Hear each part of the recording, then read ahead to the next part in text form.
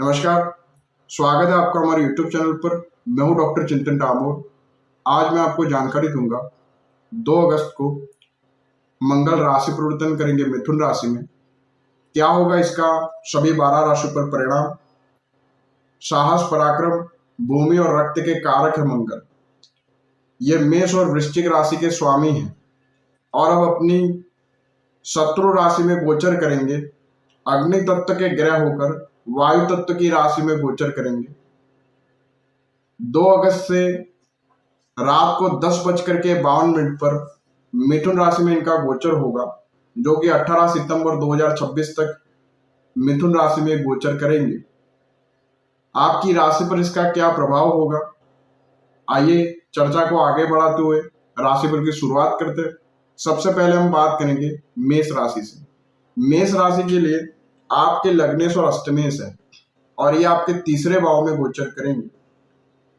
ऐसे में आपके साहस में वृद्धि होगी, आपके पराक्रम में वृद्धि होगी। इस समय आपके रुके हुए कार्यों में गति देखने को मिलेगी। इस समय विदेश संबंधित कार्यों में आपको सफलता प्राप्त होगी। छोटी दूरी की यात्राएं होंगी। इस समय छोटे भाई बहनों के सहयोग में कमी देखने को मिलेगी और छोटे भाई बहनों से संबंध तनावपूर्ण रह सकते हैं। अष्टम दृष्टि इनकी आपके 10वें भाव पर रहेगी, तो करियर में सुधार देखने को मिलेगा। करियर को लेकर के मिश्रित परिणाम दे सकते हैं, क्योंकि ये लग्नेश और अष्टमेश हैं, दोनों का यह फल करेंगे। तो करियर के लिए हम मिश्रित परिणाम कह सकते हैं और नौकरी पेशा लोगों के लिए भी समय मिश्रित रहेगा। अब बात करेंगे वृषभ की। वृषभ राशि के लिए आपके सप्तमेश और द्वादशेश है और ये आपके द्वितीय भाव में गोचर करेंगे। इस समय पारिवारिक सुखों में कमी देखने को मिलेगी। परिवार के सहयोग में कमी हो सकती है। इस समय आपकी वाणी कठोर होगी। आपको अपनी वाणी पर नियंत्रण बनाए रखने की जरूरत है। इस समय आपके संचित धन की हानि होगी। आपके खर्चे बढ़ सकते हैं। इस समय आपको फिजूल खर्चे से बचना चाहिए और इस समय मुख और आंखों से संबंधित रोग भी हो सकते हैं। अब बात करते हैं मिथुन की। मिथुन राशि के लिए आपके लगन में मंगल का गोचर होगा, जो कि षष्ठेश और लाभेश है। ऐसे में आपके खर्चों पर नियंत्रण होगा। आपके खर्चों में कमी होगी। इस समय आप में क्रोध बढ़ेगा। आप में नेतृत्व क्षमता यहाँ उभर कर आएगी। इस समय आप किसी प्रकार का बोल्ड डिसीजन ले सकते हैं। इस समय मंगलिक योग का प्रभाव भी बना है, तो इस समय पारिवारिक सुखों में कमी होगी। वैवाहिक कष्ट देखने को मिल सकता है। अब बात करते हैं कर्क राशि की।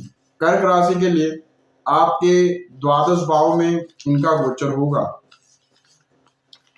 ऐसे में आपके स्वास्थ्य की हानि हो सकती है। पेट और आंतों से संबंधित रोग हो सकते हैं। सिर दर्द की समस्या, अनिद्रा की समस्या और बीपी के मरीजों की स्वास्थ्य समस्या बढ़ सकती है। इस समय आपके खर्चों में वृद्धि होगी। संतान और शिक्षा के पीछे धन का व्यय होगा। इस समय मंगलिक योग का प्रभाव भी बना हुआ है। वैवाहिक कष्ट बना रहेगा और इस समय कार्य क्षेत्र में परिस्थितियां प्रतिकूल रहेगी। सहकर्मियों के सहयोग में कमी देखने को मिलेगी और इस समय लंबी दूरी की यात्रा हो सकती है। अब बात करते हैं सिंह राशि की। सिंह राशि के लिए आपके चतुर्थेश और नवमेश है और ये आपके एकादश भाव में गोचर करेंगे। आपके आत्मविश्वास में वृद्धि होगी। आपके भाग्य में वृद्धि होगी। इनकी सप्तम दृष्टि आपके पंचम भाव पर रहेगी, तो शिक्षा में आपको सकारात्मक परिणामों की प्राप्ति कराएंगे। संतान संबंधी सुखों की प्राप्ति होगी। इस समय व्यापार में वृद्धि होगी। आपकी आय में भी वृद्धि होगी। इस समय आपको नए ऑर्डर्स मिलेंगे और इस समय आपकी इच्छाओं की पूर्ति होगी। अब बात करेंगे कन्या राशि की। कन्या राशि के लिए आपके अष्टमेश और तृतीयेश हैं और ये आपके 10वें भाव में गोचर करेंगे। इस समय कार्य क्षेत्र में काम का दबाव बना रहेगा। उच्च अधिकारियों के साथ आपके वैचारिक मतभेद बढ़ सकते हैं। करियर में कठिनाइयां आपको फेस करनी पड़ेगी। व्यापार में भी आपको कंपटीशन फेस करना पड़ सकता है। इस समय नौकरी में किसी प्रकार का बदलाव हो सकता है। इस समय सप्तम दृष्टि इनकी चतुर्थ भाव पर रहेगी, तो पारिवारिक सुखों में कमी होगी। और अष्टम दृष्टि इनकी पंचम भाव पर है, तो शिक्षा में आपको बेहतर परिणामों की प्राप्ति कराएंगे। अब बात करेंगे तुला राशि की। तुला राशि के लिए आपके नवम भाव में गोचर करेंगे द्वितीय और सप्तमेश होकर के, तो व्यापार में वृद्धि होगी, व्यापार का विस्तार होगा, आर्थिक स्थिति में सुधार देखने को मिलेगा, परिवार के सहयोग में वृद्धि होगी। इस समय लंबी दूरी की यात्रा हो सकती है, विदेश यात्रा हो सकती है।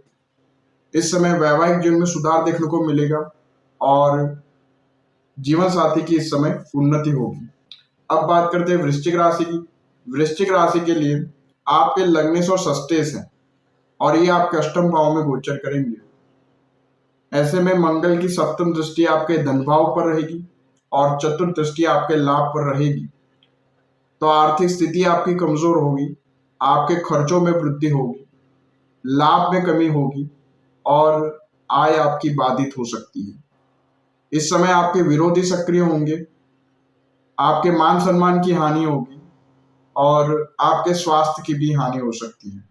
इस समय चोट दुर्घटना और बीपी के मरीजों की स्वास्थ्य समस्याएं बढ़ सकती हैं। इस समय मंगलिक योग का प्रभाव भी है, वैवाहिक कष्ट भी रहेगा और परिवार के सहयोग में कमी हो सकती है। अब बात करेंगे धनु राशि की। धनु राशि के लिए आपके पंचमेश और द्वादशेश हैं और ये आपके सप्तम भाव में गोचर करेंगे, तो साझेदारी के व्यापार में कठिनाइयां देखने को मिलेगी।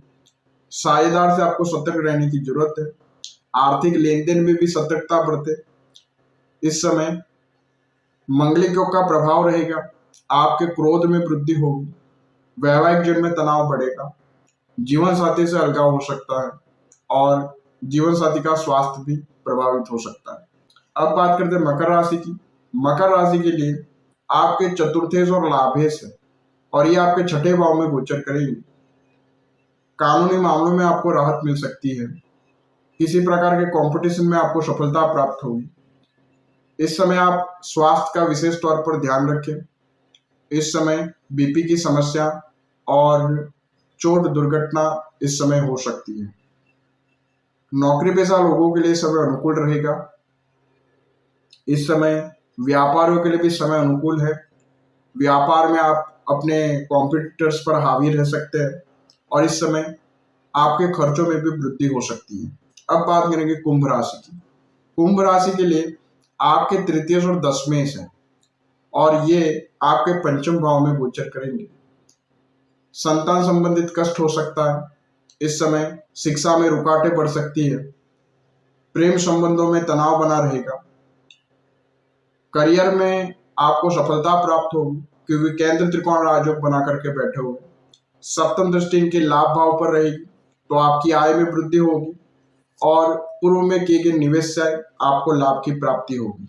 अब बात करेंगे मीन राशि की।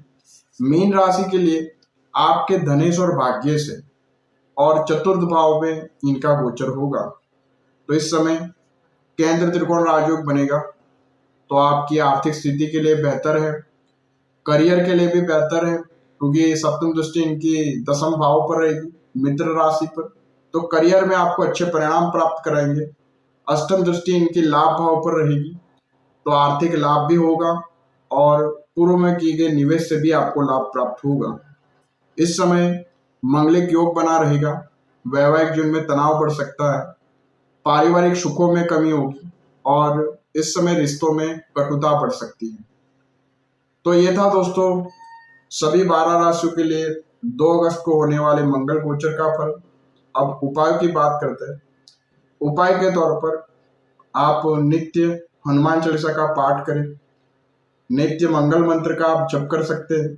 ओम क्राम क्रीम क्रौम सह भौमाय नमः, इस मंत्र की कम से कम 1 माला जप करें और मंगलवार के दिन व्रत करें।